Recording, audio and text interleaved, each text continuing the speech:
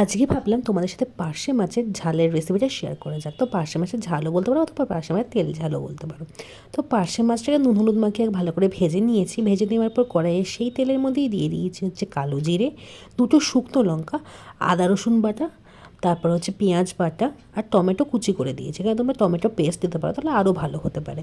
ঠিক আছে, তারপর সেইগুলো পেস্টগুলোকে একটু ভালো করে কিছুক্ষণ নাড়িয়ে নিয়ে তারপর এখানে অ্যাড করবো কিছু মশলার মধ্যে অ্যাড করবো হচ্ছে নুন, হলুদ গুঁড়ো, ধনে জিরে গুঁড়ো আর লঙ্কা গুঁড়ো। তারপর সেই মশলা থেকে আরও কিছুক্ষণ নাড়বো।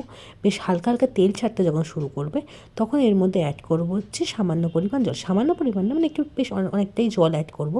তারপর জল অ্যাড করার পর যখন ফুটতে শুরু করবে তখন সেই ভেজে রাখা মাছগুলো তার মধ্যে দিয়ে দেবো।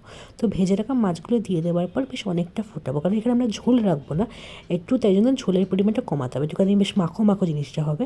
তো এইভাবেই কিন্তু রেডি হয়ে যাবে আমাদের পার্শে মাছের তেল ঝাল। খেতে জাস্ট দারুণ হয়।